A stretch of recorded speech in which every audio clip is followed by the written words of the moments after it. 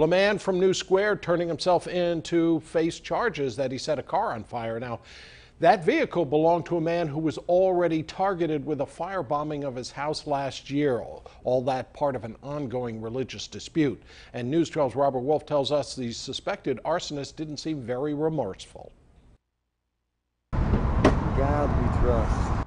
Those were the words 22-year-old Aron Fromowitz of New Square spoke as he and his father left Ramapo Police Headquarters Tuesday morning. Earlier, Fromowitz surrendered himself to the Ramapo Justice Court and pleaded not guilty to the charge that he set fire to Aron Rottenberg's car. Police would not discuss his motive for allegedly setting the blaze, which burned the rear portion of Rottenberg's car last Thursday night when it was parked outside his mother's house. Using fire or an explosive as any kind of a weapon to resolve any kind of matter is extremely dangerous, and the potential for loss of life is grave.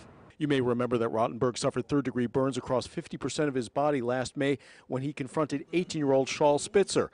Spitzer is a follower of Grand Rebbe David Twersky, and authorities say he tried to set Rottenberg's house on fire over a religious dispute involving Rottenberg's decision over where to pray.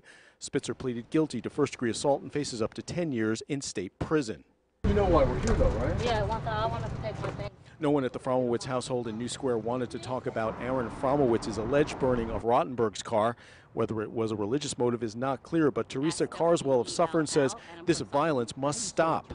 I think it's terrible. I think that, all of our different religions have very strong communities, and I think that, he makes one small, slight decision to change up a little bit, and the community turns on him, and I just think it's an example of what our society is coming to nowadays. In New Square, Robert Wolf, News 12. Well, Fromowitz was charged with arson and criminal mischief. He's now out on bail, but there's an order of protection keeping Fromowitz away from Rottenberg and his